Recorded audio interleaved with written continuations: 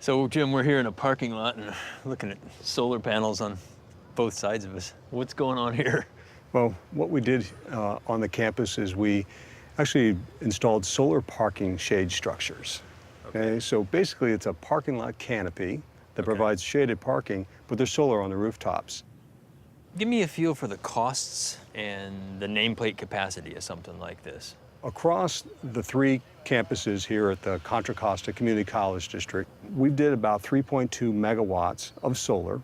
The project, including a lot of energy efficiency work, was about $35 million. And the solar produces about 50% of the campus's peak electrical demand. Just from these parking lots we're looking? Just from these parking shade structures. And there's over 20,000 kids here at Correct. this campus, and it's producing about half of the peak demand. Correct. Part of our philosophy is it doesn't seem to make any sense to put solar on the rooftop of a highly inefficient building. Let's make that building as energy efficient as possible, then complement that with the right amount of solar energy. This is the campus bookstore. Okay. It's one of the newer buildings on campus. Yeah. So you see more of the high efficient lighting and design with concrete floors. So you basically had energy efficiency in mind when a building like this was built. Yeah.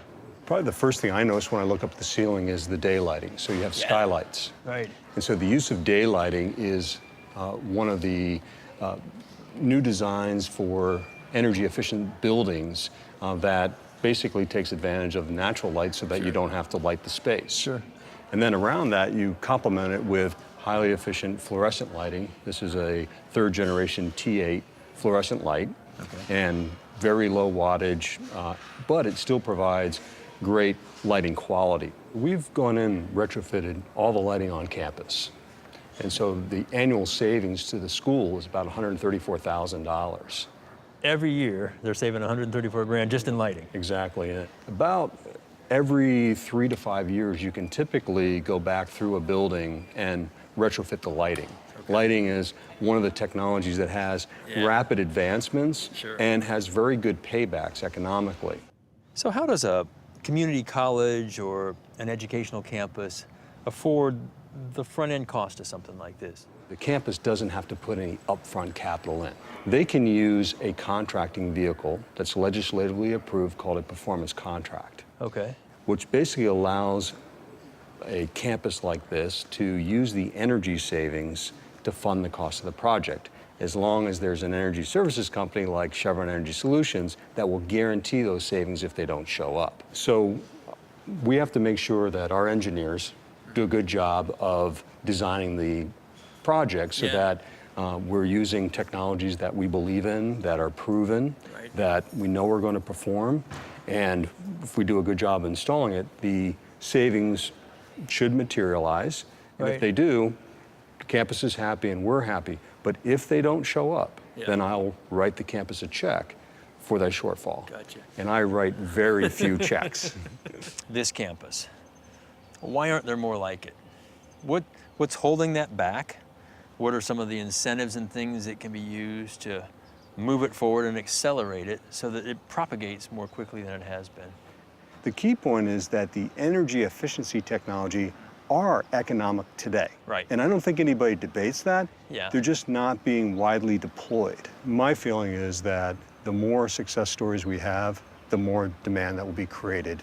A big part of what we do is we try to take emerging energy technologies and get them to commercial readiness. We can do a lot of demonstration projects and practice a lot of these things on ourselves so that we can learn from them, learn how to integrate them into buildings, learn how to drive the costs down so that we can get them into the marketplace as quickly as possible. What's the government role in that?